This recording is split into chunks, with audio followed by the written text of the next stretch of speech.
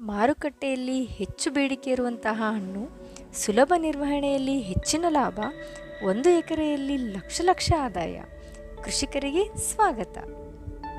ಹಣ್ಣುಗಳ ರಾಜ ಎಂದೇ ಕರೆಯಲಾಗುವ ಮಾವಿನ ಹಣ್ಣು ಭಾರತದ ಪ್ರಮುಖ ಹಣ್ಣಿನ ಬೆಳೆಗಳಲ್ಲಿ ಒಂದಾಗಿದೆ.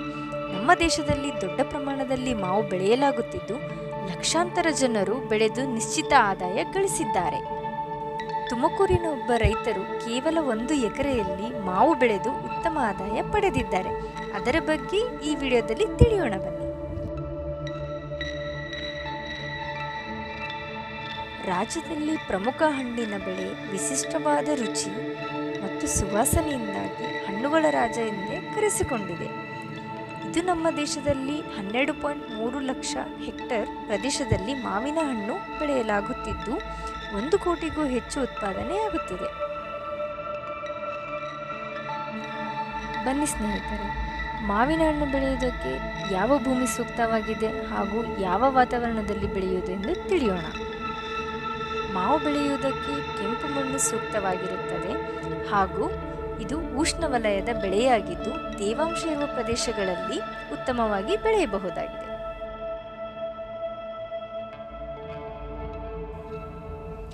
ಇನ್ನು ಮಾವಿನ ಸಸಿಗಳನ್ನು ನಾಟಿ ಮಾಡುವುದು ಹೇಗೆ ಎಂದು ತಿಳಿಯೋಣ ಬನ್ನಿ. ಮಾವಿನ ಸಸಿಗಳನ್ನು ನಾಟಿ ಮಾಡಲು ಜೂನ್ ಮತ್ತು ಜುಲೈ ಸೂಕ್ತ ಸಮಯವಾಗಿರುತ್ತದೆ. ಮಾವಿನ ಸಸಿಗಳನ್ನು ನಾಟಿ ಮಾಡುವ ಮುನ್ನ ಗುಂಡಿ ತೆಗೆದು ಅದರಲ್ಲಿ ಕೊಟ್ಟಿಗೆ ಗೊಬ್ಬರ ಮತ್ತು ಒಣ ಎಲೆಗಳನ್ನು ಹಾಕಿ ಮುಚ್ಚಬೇಕು. 2 ತಿಂಗಳ ನಂತರ ಗುಂಡಿಗಳಲ್ಲಿ ಸಸಿಗಳನ್ನು ನಾಟಿ ಮಾಡಬೇಕು.